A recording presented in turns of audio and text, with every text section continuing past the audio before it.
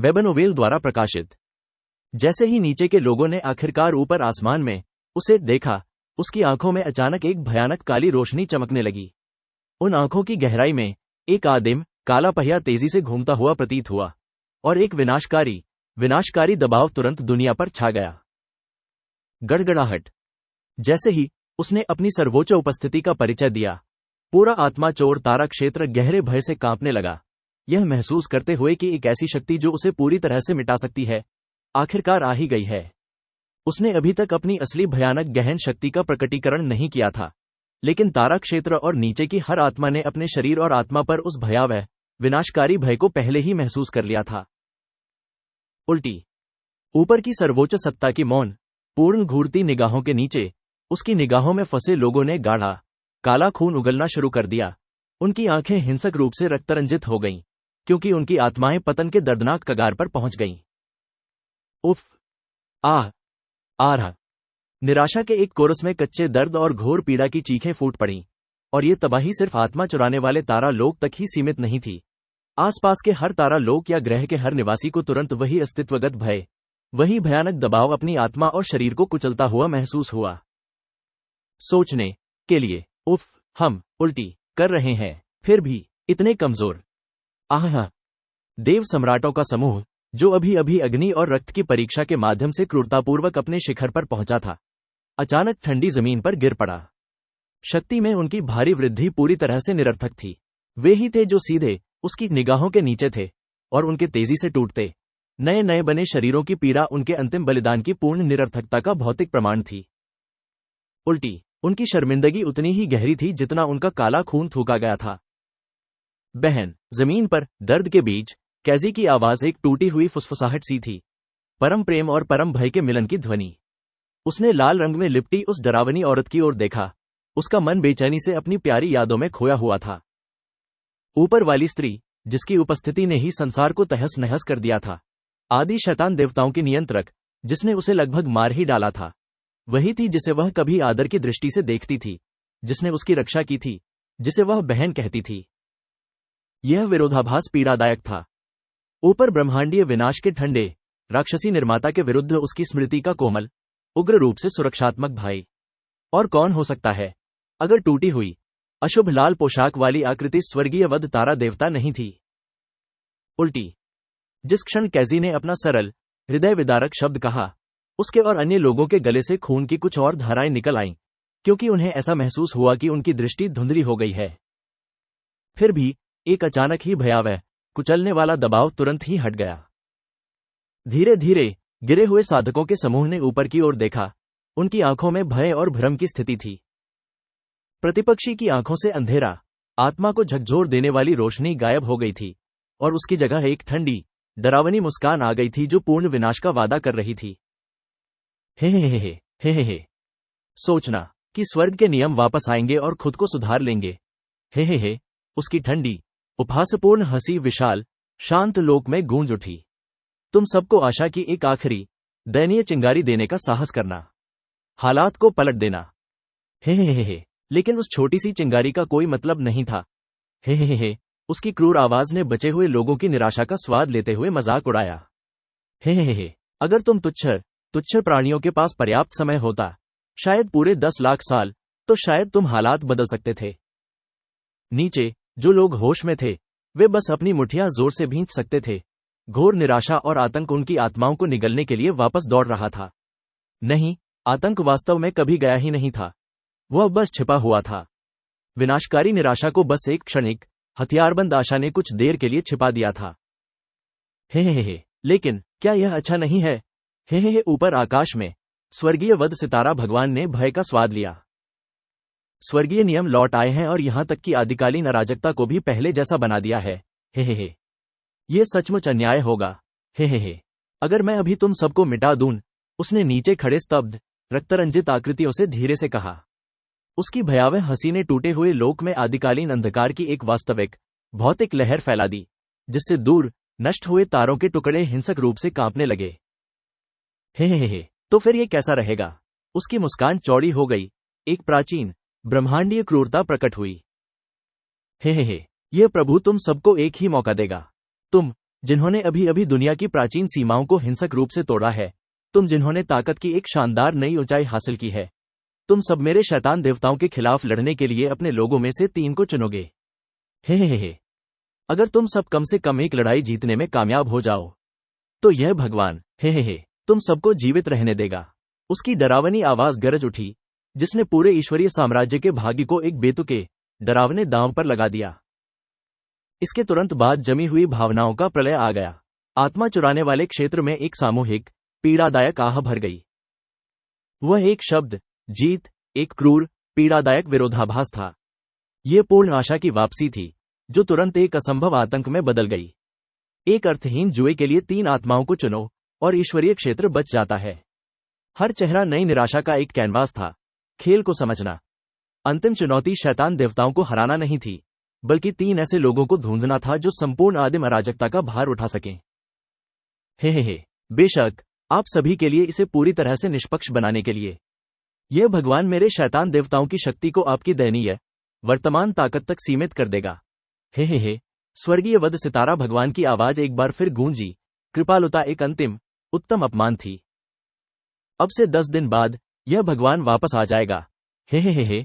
उसने निष्कर्ष निकाला, और इसके साथ ही उसका भयानक आकार चुपचाप दमनकारी रात के आकाश में विलीन हो गया। धमाका। बचे हुए लोग, जिन्होंने अभी अभी उसकी उपस्थिति को सहन किया था, धीरे धीरे ठंडी जमीन में धंस गए। हालांकि उसने उन्हें जीने का एक मौका दिया था, उसके अंतिम शब्दों ने नीचे बैठे देव सम्राटों के लिए एक विनाशकारी सत्य की पुष्टि की।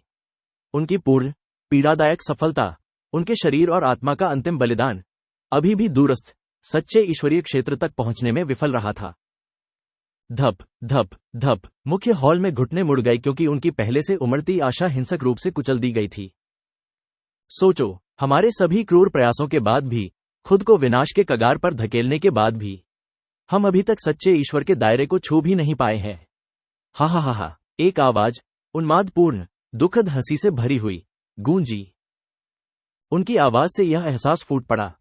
उन्होंने असंभव को प्राप्त कर लिया था, लेकिन पाया कि असंभव अभी भी मूलतः अपर्याप्त था। सच्चे ईश्वर का क्षेत्र ऊर्जा का विषय नहीं था, यह अस्तित्व का विषय था। उनका अंतिम आध्यात्मिक आधार पूरी तरह नष्ट हो चुका था। वे अपनी अंतिम सीमा तक पहुंच चुके थे, और उनकी सीमा मृत्यु थी।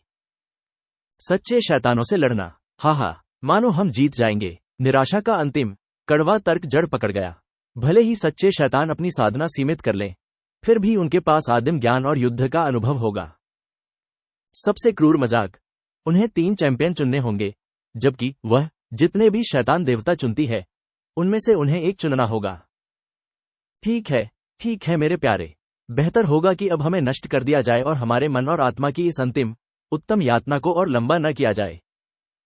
जब अनेक महान गुरुगण पूरी तरह से टूटकर अपनी अंतिम आशा के बिखर जाने तथा पूरी तरह से निराशा में डूब जाने के कारण ठंडी भूमि पर गिर पड़े, तब एक विलक्षण आवाज ने सन्नाटे को चीर दिया। नहीं, अभी सब खत्म नहीं हुआ है, ची वुयाओ ने अचानक घोषणा की। उसने गिरते हुए बचे लोगों की ओर एक तीखी, अटल उंगली उठाई। शैतान महारानी देख सकती थी कि उनका सामूहिक विश्वास चरम सीमा पर पहुंच गया था। वह जानती थी कि उसे हस्तक्षेप करना ही होगा, क्योंकि उसकी आत्मा के भीतर की प्राचीन शक्तिशाली आवाज उसे एक गहरी पूर्ण आशा दे रही थी। कुछ समय पहले, जब हर कोई निराशा में डूबा हुआ था, भविष्य अंधकार में था, उसकी आत्मा के अंदर की आवाज उसे आशा दे रही थी। एक अंतिम आशा जो अंधकार में अंधेरे में है। ऐसा लगता है कि वह इस समय केवल इसी पर विश्वास कर सकती है। चूंकि वह लड़ना चाहती है, तो हम लड़ेंगे। ची वुयाओ की आवाज गूंजी, युद्ध की एक तीखी, निरपेक्ष ध्वनि। बचे हुए लोगों ने एक दूसरे को देखा, और उनकी आंखों की नाजुक, हाल ही में चमकी हुई रोशनी तुरंत अंधेरे में खो गई। शैतान महारानी, हम इस मजाक की कद्र करते हैं, लेकिन जुआनियुआन देव सम्राट की आवाज, जो अब पूरी तरह से थक चुकी थी और गहरी निराशा से भर गई थी, धीमी पड़ गई। कुछ ही क्षण पहले वह उत्प्रेरक था, वह व्यक्ति जिसने उनकी आशा को फिर से जगाया था, लेकिन अब वह गहरी निराशा में डूबा हुआ था, और विपरीत परिस्थितियों की वास्तविकता ने उसे पूरी तरह से कुचल दिया था। ची वुयाओ की युद्ध की अंतिम घोषणा सुनना उसके कानों में एक अंतिम क्रूर मजाक से ज्यादा कुछ नहीं था। नहीं, मैं सचमुच यही कह रहा था, ची वुयाओ की आवाज गूंजी, जो अब सभी प्रकार के सनकी मनोरंजन से रहित होकर पूर्ण ठंडे विश्वास से भरी हुई थी। तुम्हारी योजना क्या है, शैतान महारानी? जब बाकी लोग पूरी तरह हार मानकर सिर हिलाते हुए मुड़े, तो म्यू शुवानयिन, जो चुपचाप सुन रही थी, आखिरकार बोली। उसका सवाल उम्मीद से नहीं, बल्कि एक ठंडे, व्यवहारिक विश्वास से उपजा था। ची वुयाओ के स्वभाव की अपनी बेजोड़ समझ के साथ वह जानती थी कि महारानी कभी इतनी हल्की बात नहीं करेगी। उनके पास जरूर कोई निश्चित, भयानक और गुप्त योजना होगी। हम अपने में से सर्वश्रेष्ठ को चुनेंगे, ची वुयाओ की आवाज गूंजी। उसकी आंखें अब भयावह, पूर्ण विश्वास से जल रही थीं। इस बार म्यू शुवानयिन ने भी लगभग अपना सिर हिला दिया, लेकिन शैतान महारानी से निकलने वाले विशुद्ध, ठंडे आत्मविश्वास को करीब से देखने पर उसने चुपचाप सुनने का फैसला किया। यदि केवल साधना ही अंतिम कारक नहीं रह गई है, तो हम सभी में से सर्वोत्तम को ही चुनेंगे, जिनके पास अपने साधना स्तर से कहीं ऊपर लड़ने की दिव्य क्षमता है, ची वुयाओ ने घोषणा की। और अचानक भयानक ज्ञानोदय का एक झटका लकवाग्रस्त बचे लोगों में फैल गया। अचानक उनके हृदय में आशा की एक सच्ची, प्रज्वलित चिंगारी जोरदार ढंग से पुनर्जीवित हो उठी। उसके चले जाने के कुछ ही घंटों के बाद एक मौन, पूर्ण आदेश पूरे ईश्वरीय क्षेत्र में फैल गया। एक ऐसा आदेश जिसने लोगों को स्तब्ध कर दिया, तथा फिर अचानक एक अंतिम, प्रज्वलित आशा को प्रज्वलित कर दिया। सभी क्षेत्रों में तुरंत ही युद्ध छिड़ गया। उनमें से सर्वश्रेष्ठ को देखने के लिए एक अंतिम, भयंकर होड़, एक हताशापूर्ण लड़ाई, जो पूरी तरह से अपने अपने साधना स्तरों में व्यक्तिगत युद्ध कौशल पर आधारित थी, परम नायकों की खोज के लिए। ये परम योद्धा थे जो एक मरते हुए ब्रह्मांड का भार उठाएंगे। वे नायक जो स्वयं ईश्वरीय क्षेत्र को बचाएंगे। पूर्वी दिव्य क्षेत्र में उन कुछ तारा लोकों में से एक में, जो अभी भी चमत्कारिक रूप से खड़े थे, चैंपियनों के लिए उन्मत्त संघर्ष पूरी तरह से चल रहा था। अरे तुम, हमारी साधना का स्तर बिल्कुल एक जैसा है। हमारे राज्य का प्रतिनिधित्व करने के अधिकार के लिए इस प्रभु से लड़ो। एक वृद्ध, आज्ञाकारी स्वर गूंजा, जो अपनी दीर्घकालिक प्रतिष्ठा की निर्विवाद गरिमा और शक्ति से भरा हुआ था। एक नव आरोहित दिव्य प्रभु गुरु की विशाल आभा ने आसपास के वातावरण को जोरदार तरीके से हिला दिया। आवाज का पीछा करते हुए एक बूढ़ा आदमी जमीन पर उतरा। उसका भव्य शरीर ऊंचा खड़ा था। उसकी गहरी आभा परम शक्ति के ज्वार की तरह फैल रही थी। वह एक शानदार तलवार खींचे खड़ा था, जिसकी नोक सीधे उसके सामने खड़े आदमी की ओर तान रही थी। एक युवक, जिसने अजीबोगरीब, साधारण कपड़े पहने थे, और उसके कानों पर बड़ी बड़ी, रहस्यमयी वस्तुएं ढंकी हुई थीं। चुनौती देखकर उस नौजवान ने गहरी थकान से सिर हिलाया और ध्यान से अपने उलझाने वाले हेडफोन नीचे कर लिए। उसने आह भरी और क्रोधित बूढ़े मालिक की ओर पूरी तरह से लापरवाही भरी नजर से देखते हुए कहा, संपूर्ण सम्मान के साथ मुझे आजाद कर दो। मेरा कोई नुकसान करने का इरादा नहीं है, इसलिए मुझे छोड़ दो। मैं तुम्हें चोट नहीं पहुंचाना चाहता। मैं युद्ध नहीं करना चाहता। मैं केवल तुम्हारा बुरा नहीं चाहता। तुमने अभी क्या कहा? बूढ़ा आदमी दहाड़ा। उसका चेहरा गहरी उलझन में विकृत हो गया। जो भी हो, आओ लड़ते हैं। युवक के निरर्थक शब्दों को समझने की जहमत उठाए बिना बूढ़ा गुरु तुरंत आगे बढ़ा और अपना हमला शुरू कर दिया। वह, जो हजारों सालों से दिव्य राज क्षेत्र शिखर पर कष्टों से फंसा हुआ था, आखिरकार स्वर्गीय नियमों के आशीर्वाद से दिव्य संप्रभु क्षेत्र में पहुंच गया था। उसका लड़ाकूपन आसमान छू रहा था, और शैतान महारानी के अंतिम आदेश के साथ वह इस द्वंद्व युद्ध में अपनी पूरी शक्ति झोंकने के लिए तैयार था। बूममम, दिव्य प्रभु की आभा गरज उठी, और बूढ़ा आदमी, पारंपरिक वस्त्र और घातक गहन ऊर्जा का एक धुंधलापन, एक पल में दूरी को कम कर दिया। उसकी तलवार नीचे आ गई। रुको दोस्त, रुको, युवक दहाड़ा। उसकी आवाज में वास्तविक तत्परता थी। बूढ़े आदमी को एक भयानक, बेकाबू हमले के लिए करीब आते देख उस युवक के पास, जिसका स्पष्ट रूप से लड़ने का कोई इरादा नहीं था, आगे विरोध करने का समय नहीं था। उसके शरीर से तुरंत एक गहन आभा फूट पड़ी। वही कच्ची, जबरदस्त शक्ति जो किसी ऐसे व्यक्ति की थी जो अभी अभी ईश्वरीय संप्रभुता के दायरे में घुसा हो। बूममम, दो नए आरोही गुरुओं की गहन आभाओं के टकराव ने उनके आसपास के स्थान को हल्के से हिला दिया। टकराना। फिर भी युवक के रक्षात्मक विस्फोट के बाद उतनी ही शक्तिशाली आभा के साथ किसी चीज के अचानक टूटकर नष्ट हो जाने की एक भयावह ध्वनि तुरंत गूंजी। युवक का दिल जोर से धड़क रहा था जब उसने उस जगह को देखा जहां कुछ क्षण पहले उसके हाथ में वह विचित्र कलाकृति थी। वह पूरी तरह से गायब हो चुकी थी। बूढ़ा आदमी, जो आगे बढ़ रहा था, ठीक समय पर रुक गया और युवक से बाल भर की दूरी पर अपना हमला रोक दिया। वह पूरी ताकत से हमला नहीं कर रहा था। यह व्यापक हित के लिए एक द्वंद्व युद्ध था, न कि जीवन मरण का कोई युद्ध। अपनी अपार युद्ध भावना के बावजूद उसका योद्धा होने का सम्मान उसे किसी अनिच्छुक प्रतिद्वंद्वी को नुकसान पहुंचाने की इजाजत नहीं देता था। तुम ठीक तो हो? बूढ़े आदमी ने पूछा। उसकी आवाज में सचमुच उलझन थी। उसने उस अजीब चीज को नहीं देखा था जो युवक ने अपने कानों में पहनी हुई थी, और अब दिव्य प्रभु की दोहरी आभा के विस्फोट के कारण वह कलाकृति पूरी तरह से वाष्पीकृत हो गई थी। उसका एक भी कण शेष नहीं बचा था। तुम युवक का सदमा तुरंत एक भयानक तीव्र क्रोध में बदल गया। अपनी अंतिम कलाकृति को खोना, जो उसके पास बची हुई एकमात्र कलाकृति थी, पूरे देवलोक के पतन से भी कहीं बड़ा नुकसान था। ये तुम्हारी वजह से है। उसकी कांपती हुई उंगली सीधे घबराए हुए बूढ़े मालिक की ओर इशारा कर रही थी। युवा दोस्त, मेरा सचमुच ऐसा कोई इरादा नहीं था। उस सम्मानित व्यक्ति ने युवक के गहरे दुख को तुरंत समझ लिया और सच्चे मन से माफी मांगी। अगर उसने ये द्वंद्व युद्ध शुरू न किया होता तो युवक इतनी कीमती चीज कभी नहीं खोता। फिर भी उसकी माफी अनसुनी हो गई, क्योंकि वह शैतान देवताओं से भी कहीं अधिक बड़े आतंक से ग्रस्त था। तुम्हारी वजह से मेरी पत्नी मुझे मार डालेगी। युवक दहाड़ा, और उसके क्रोध का असली ब्रह्मांडीय स्रोत अंततः प्रकट हो गया। बूममम। वह ऐसी शक्ति के साथ आगे बढ़ा जो तर्क से परे थी, एक भयानक असीमित शक्ति जो किसी भी औसत दिव्य सम्राट द्वारा प्रकट की जा सकने वाली शक्ति से कई गुना अधिक थी। बूढ़े की आंखें भय से चौड़ी हो गईं, यह एहसास करते हुए कि गलती अब नहीं सुधर सकती। 1 मिनट से भी कम समय में द्वंद्व युद्ध समाप्त हो गया। माननीय बूढ़े स्वामी को इतनी बुरी तरह पीटा गया, इतना अपमानित किया गया कि उनकी अपनी मां भी उनकी घायल हालत को नहीं पहचान पाती। जल्द ही युवक ऊपर चढ़ गया और पूरी तरह से पराजित, सोए जैसे मोह वाले बूढ़े को जमीन पर कराहता हुआ छोड़ गया। दृश्य से पूरी तरह ओझल होने से ठीक पहले युवक ने बूढ़े मालिक की ओर एक कीमती दवा की शीशी फेंकी। उसने माननीय मालिक की हत्या तो नहीं की थी, लेकिन अपने क्रोध को शांत कर लिया था। जल्द ही उसकी आकृति दूर क्षितिज में विलीन हो गई। दिलचस्प। गहरे शून्य से एक दिव्य गुरु की आवाज अचानक गूंजी, जो पूरे द्वंद्व युद्ध को देख रहा था।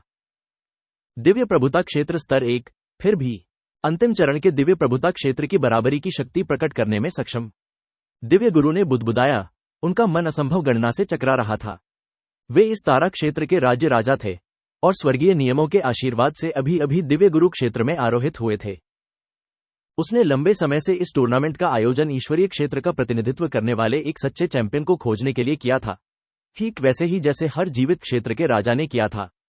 फिर भी उसने उन क्षेत्रों में इतनी भयावह और चौंकाने वाली चीज मिलने की उम्मीद नहीं की थी जहां उसने टूर्नामेंट आयोजित नहीं किया था, क्योंकि उसकी आंखें आशा और उम्मीद से चमक रही थीं। शीघ्र ही विशाल देव क्षेत्र में आयोजित रैपिड फायर टूर्नामेंट के कुछ ही दिनों के छोटे कठिन समय में प्रत्येक तारा क्षेत्र के सभी विजेताओं को निम्नतम दिव्य उत्पत्ति साधक से लेकर सर्वोच्च दिव्य गुरु तक ची वुयाओ और उत्तरी दिव्य क्षेत्र के अन्य देव सम्राटों के समक्ष लाया गया। महत्वपूर्ण बात यह थी कि जब अधिकांश लोग मुख्य हॉल में एकत्रित थे, तब देव सम्राटों ने उन लोगों के लिए एक अलग सुरक्षित क्षेत्र सावधानीपूर्वक बनाया था जो उस क्षेत्र की प्रमुख अंध गहन ऊर्जा के साथ स्वाभाविक रूप से अनुकूल नहीं थे। आशा की एक एक किरण मायने रखती थी। आखिरकार 9वें दिन उसकी वापसी की भयावह समय सीमा से ठीक 1 दिन पहले चयन प्रक्रिया पूरी हुई।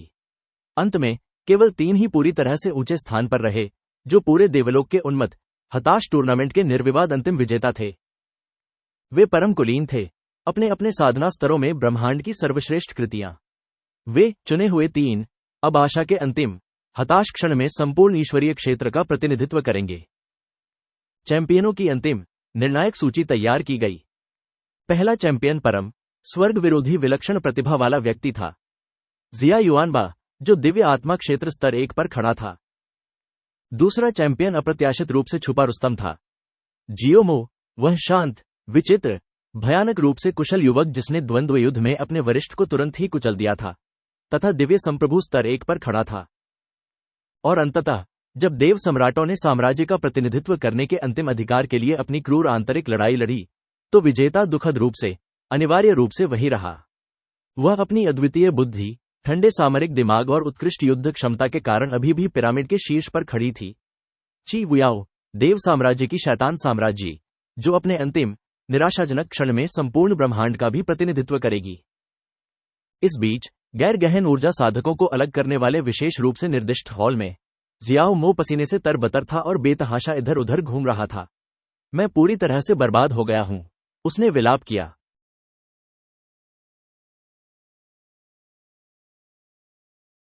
मैं पूरी तरह से, अक्षम्य रूप से और पूरी तरह से बर्बाद हो चुका हूं। प्रबलित हॉल में बिना रुके आगे पीछे घूमते हुए जियोमो पूरी तरह से घबराया हुआ था, लगातार अपने माथे से ठंडा पसीना पोंछ रहा था। धिक्कार है, आखिर ये नौबत कैसे आ गई?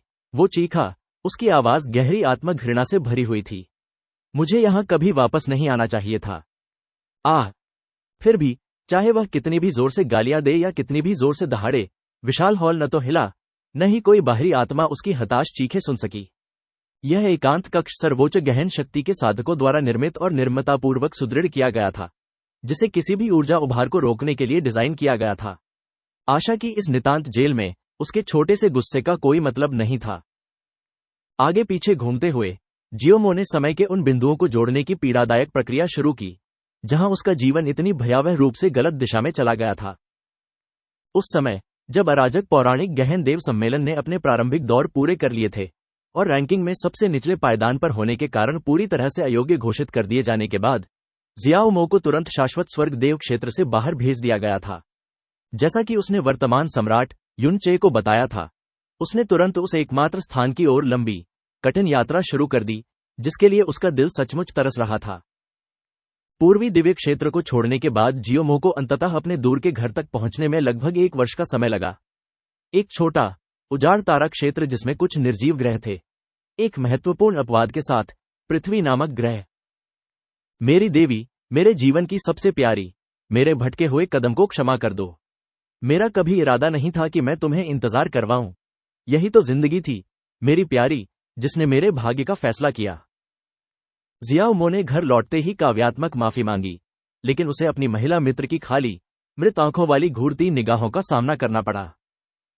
तुम्हारे पास अभी भी कविता लिखने का समय है ना? महिला की आवाज फट गई और भयानक गति के साथ उसका हाथ उसकी ओर बढ़ा और अपरिहार्य और पूर्ण दंड दिया। आउच! आउच!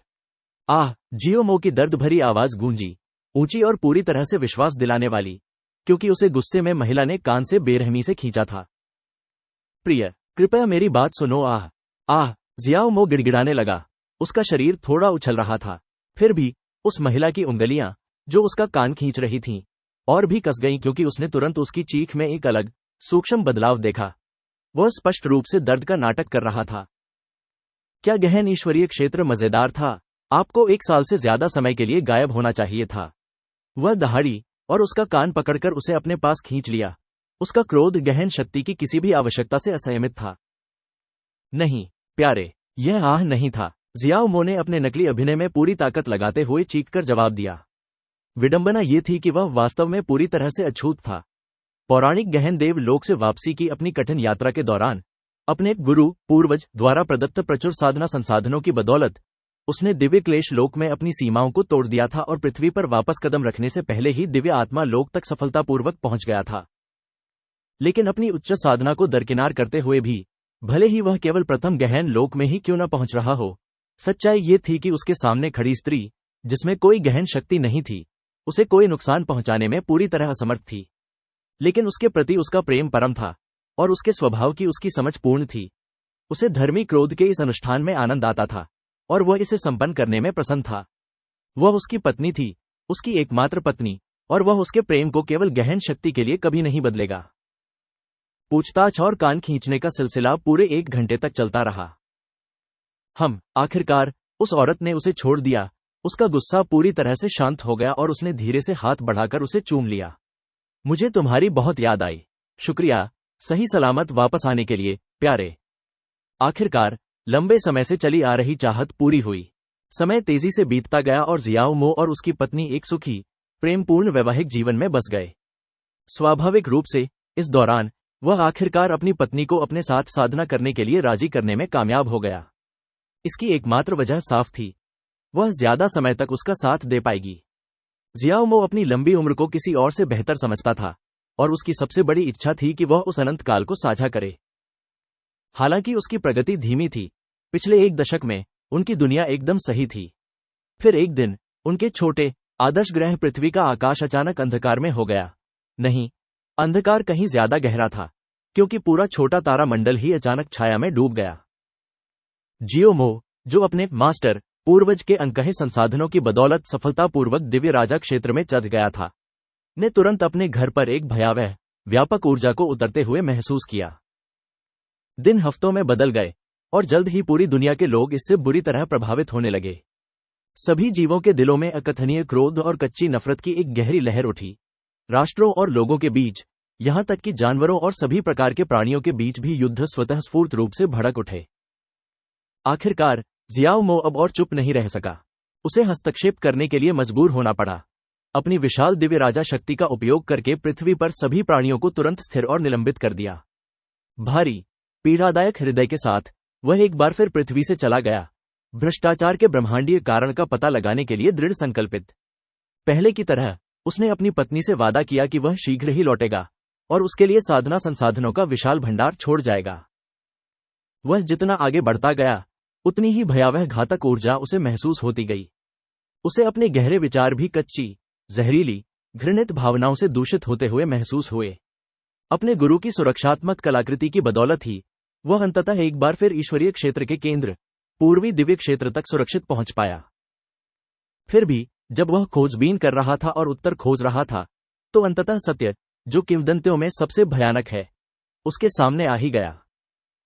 भाड़ में जाओ, भाड़ में जाओ, भाड़ में जाओ। जल्दबाजी में बनाई गई एक कच्ची गुफा में छिपकर जियाओ मो ने गालियां दी। उसकी गहन ऊर्जा का भंडार खतरनाक रूप से कम होता जा रहा था। उसे ऐसा लग रहा था जैसे उसकी जिंदगी उसकी आंखों के सामने हिंसक रूप से गुजर रही हो। उसे ईश्वरीय लोक में वापस लौटने का गहरा अफसोस था। अब उसे बेहद स्पष्टता से समझ आ गया था कि कोई उम्मीद नहीं है। उसकी साधना, उसकी अनोखी विधियों द्वारा बढ़ाई गई भी, एक भी चीज बदलने के लिए बेहद अपर्याप्त थी। हालांकि उसके गुरु द्वारा सिखाई गई दिव्य कलाओं ने उसकी युद्ध शक्ति को उसी स्तर के अन्य लोगों से कहीं आगे कर दिया था। फिर भी शैतान देवताओं की असीम शक्ति के सामने उसकी अद्वितीय कुशलताएं निरर्थक थीं। कोई आशा ही नहीं थी। लैक्सन, लगता है मैं घर नहीं पहुंच पाऊंगा, जियाओ मो बुदबुदाया। उसकी पत्नी का चेहरा उसके मन में आते ही निराशा उसकी आत्मा को कुचल रही थी। इस समय अगर उसे मरना भी पड़े, तो उसकी एक ही इच्छा थी कि वह घर लौट आए और उसकी बगल में शांति से मर जाए। समय और स्थान में जकड़ी हुई वह कितनी अकेली और हताश महसूस कर रही होगी, ये सोचकर उसके दिल में एक पीड़ादायक, तेज दर्द हुआ। यह भी देवलोक के अन्य निवासियों की तरह ही था। वह भी पूर्ण निराशा से ग्रस्त था, एक ऐसा आतंक जिससे वह मुक्त नहीं हो पा रहा था। बूममम। लेकिन तभी चमत्कार हुआ। जैसे ही उस महान प्राणी द्वारा निर्धारित अंतिम भयावह समय सीमा निकट आई और देवलोक और संपूर्ण आदिकालीन अराजकता का विनाश शुरू होने वाला था, अचानक कहीं से चमकदार, चकाचौंध कर देने वाली रोशनियां फूट पड़ीं और सब कुछ ढक गई। एक भारी, प्राचीन गहन ऊर्जा तुरंत ही संसार में अवतरित हुई।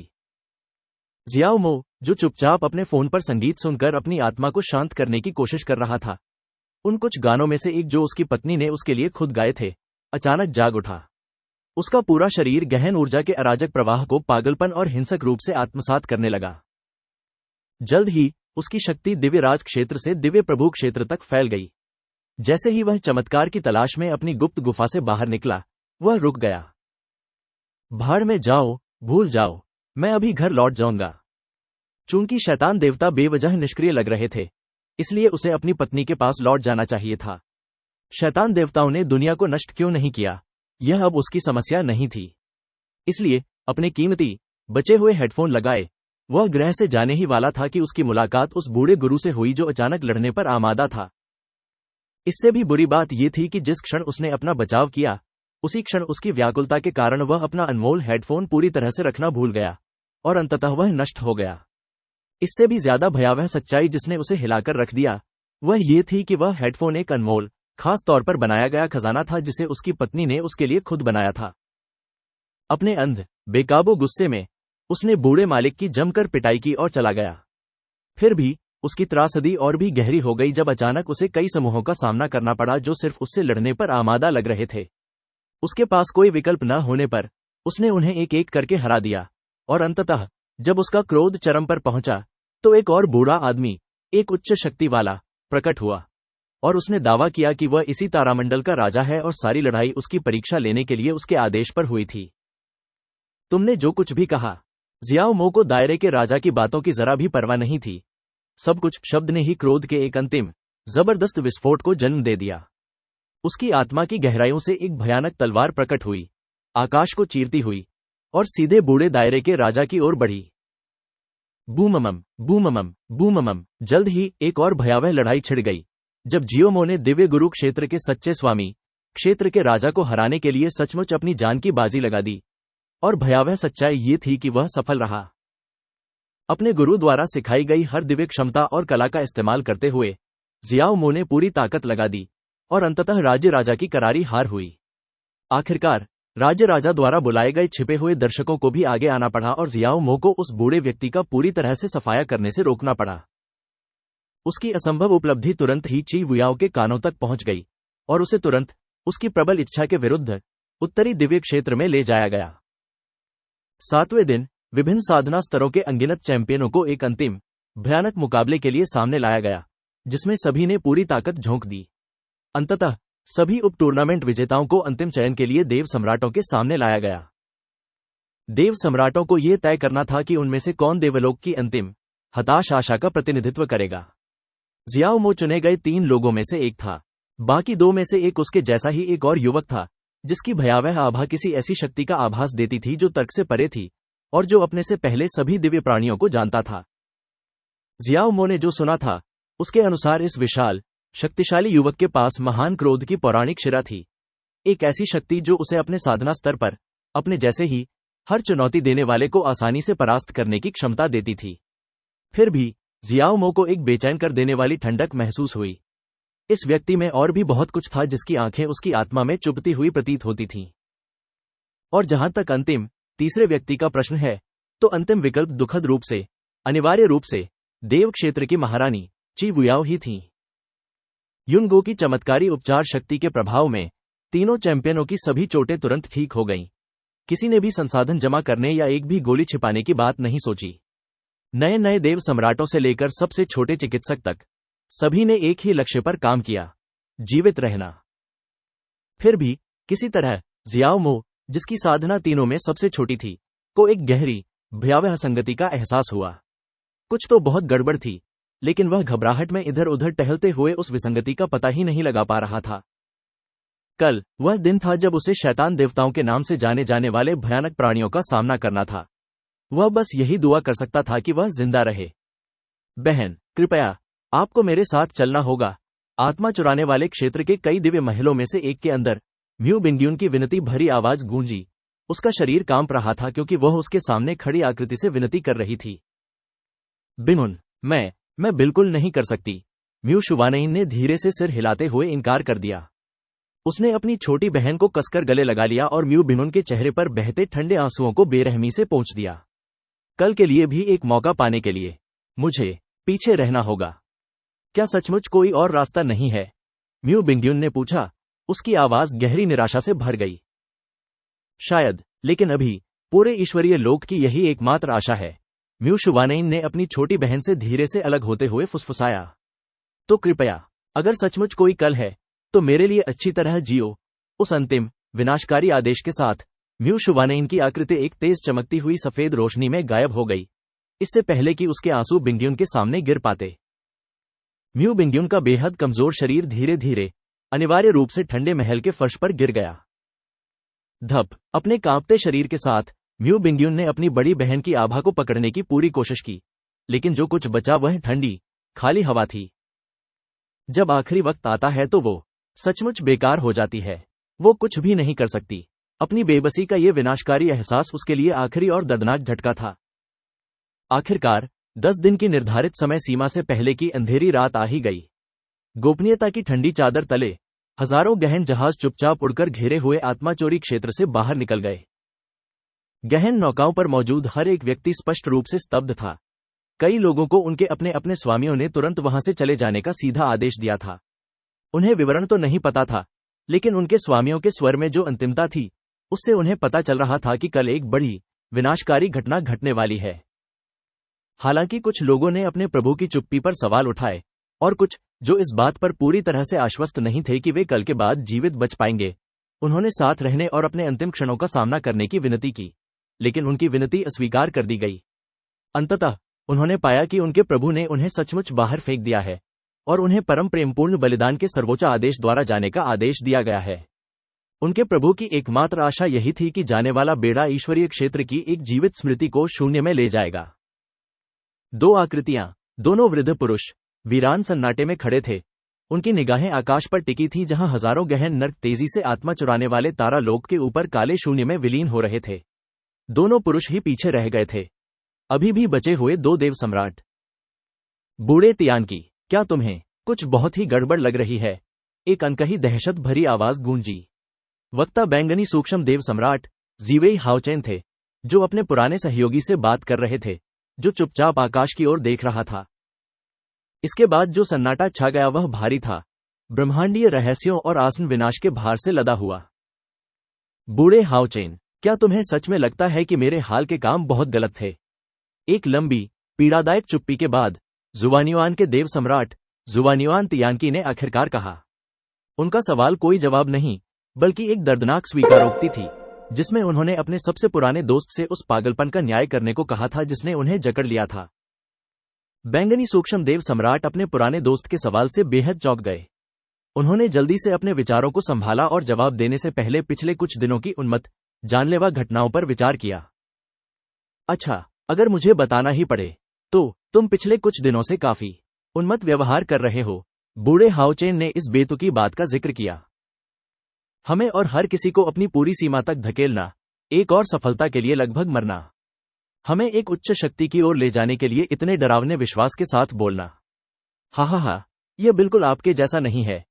ऐसा लगता है जैसे आप किसी चीज के वश में हैं। हा। जैसे ही उसे यह भयानक एहसास हुआ, उसकी हंसी अचानक उसके गले में अटक गई। यह सही है, जुवानियुआन देव सम्राट ने शांति से सिर हिलाया। तुम मुझे इतने लंबे समय से जानते हो। क्या इस हद तक का लापरवाह, भाग्यवादी पागलपन सचमुच मुझे अपना लगता है? उसने अपने पूरी तरह स्तब्ध मित्र की ओर देखते हुए पूछा। आप कह रहे हैं? बूढ़े हाओचेन की आवाज में मुश्किल से कंपन था। यह शायद शैतान महारानी का काम है, जुवानियुआन देव सम्राट ने साफ साफ कहा, मानो यह कोई साधारण सी बात हो। वह एक आदर्श त्याज्य योद्धा था, वह जो इतना पागल था कि आखिरी असंभव प्रहार करने के लिए तैयार था। यह एहसास अचानक जमा देने वाली ठंडक थी। बैंगनी सूक्ष्म देव सम्राट की सांसें तेज हो गईं, उसकी छाती धड़क रही थी और वह अपने दोस्त को घूर रहा था। एक गहरी खामोशी के बाद उसने जोर से सवाल पूछा, वह ऐसा क्यों करेगी? एकता, जुवानियुआन देव सम्राट ने कहा। यह शब्द ठंडे राजनीतिक अंतिम भाव से गूंज रहा था। जब हम सबने आशा खो दी थी, तब एक नई पीड़ादायक आशा का जन्म हुआ जब स्वर्गीय नियमों की पुनर्स्थापना हुई और हमने अपनी सफलता की शुरुआत की। लेकिन इसी आशा ने नियंत्रण का एक विशाल शून्य पैदा कर दिया। शैतान साम्राज्य का हम पर राजनीतिक नियंत्रण बहुत कम था और किसी भी क्षण पूरी तरह से नियंत्रण का पतन हो सकता था। कोई भी उसके सर्वोच्च आदेश को ईमानदारी से नहीं सुनता, खासकर वे जो सीधे तौर पर उसके साथ संबद्ध नहीं थे। जैसे हम, जुवानियुआन के शब्द बिल्कुल सच थे। बाकी सभी देव सम्राट और उनके अधीनस्थ सम्राट युनचे के माध्यम से साम्राज्य से बंधे थे, लेकिन जुवानियुआन देव क्षेत्र और बैंगनी सूक्ष्म देव क्षेत्र के लोगों के बीच ऐसा कोई बंधन नहीं था। लेकिन जुवानियुआन ने अपनी बात जारी रखी। उसकी आंखें योजना की विशुद्ध प्रतिभा से चमक रही थीं। यदि मैं या आप अचानक नेतृत्व संभाल लें, उत्प्रेरक बन जाएं और हम सभी को एक ही तत्काल खतरे के तहत एकजुट कर दें, तो विभाजन की वह घातक दरार कभी पैदा नहीं होगी। मानो सन्नाटा 1 घंटे तक खिंचता रहा। बैंगनी सूक्ष्म देव सम्राट अपने मित्र द्वारा कहे गए हर भयानक शब्द को गुस्से से पचा रहा था। वह बोलना चाहता था, पूछना चाहता था, विरोध में चीखना चाहता था, लेकिन अंत में वह बस चुपचाप, स्तब्ध होकर, बिना आवाज के अपना मुंह खोलता और बंद करता रह सकता था। कोई बात नहीं, अगर हम अभी जाकर उससे भिड़ भी जाएं, तो भी कोई फायदा नहीं होगा। जुवानियुआन देव सम्राट ने बिना पूछे हुए सवाल का जवाब देते हुए सिर हिलाया। हम अभी तो बस शतरंज के मोहरे हैं, इसलिए हमें अपनी भूमिका ठीक से निभानी चाहिए। जगह बदलने के लिए कहने की कोई जरूरत नहीं है। असली बात जिस पर हमें अभी ध्यान देना चाहिए वह है कल।